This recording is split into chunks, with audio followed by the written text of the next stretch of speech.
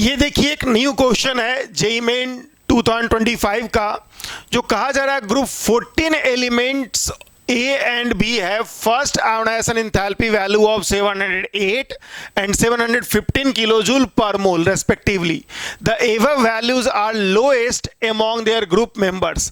तो देखिए ग्रुप 14 में कार्बन फैमिली में, group 14 means carbon family, carbon family में अगर देखा जाए तो आयोनाइजेशन एनर्जी सबसे कम नीचे वाले दोनों मेंबर का होता है, कार्बन सिलिकॉन जर्मेनियम, है ना, उसके बाद टिन और लेड। तो इसमें एनोमलस यहां पर है, समझिएगा, सबसे ज्यादा एनर्जी यहां पर है और इन दोनों में ट्रेंड अपोजिट है।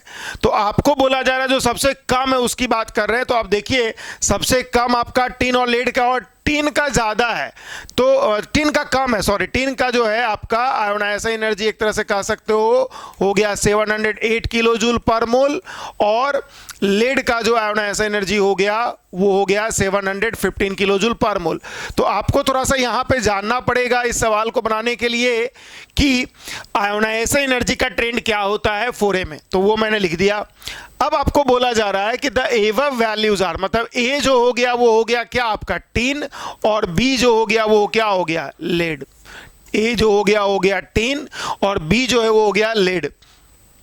अब अगर आप देखोगे तो कह रहा है कि nature of cation A2 plus की बात कर रहा है, A2 plus is basically SN2 plus, और B4 प्लस की बात कर रहा है, B4 plus is basically PB4 plus.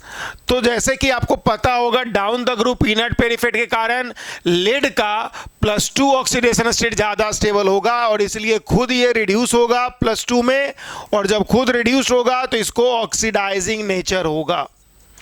और इसी तरह से SN2 प्लस होगा ऑक्सीडाइज होकर के SN4 प्लस में जाने का टेंडेंसी रखेगा और इसलिए इसको रिड्यूसिंग नेचर होगा।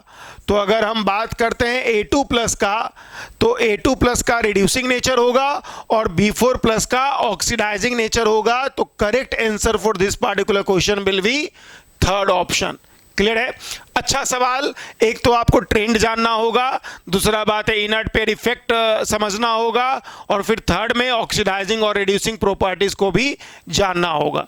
तो होपफुली आप बहुत अच्छे से समझ रहे होंगे किस तरह से इस तरह के क्वेश्चन को आप इनऑर्गेनिक केमिस्ट्री में टैकल करोगे।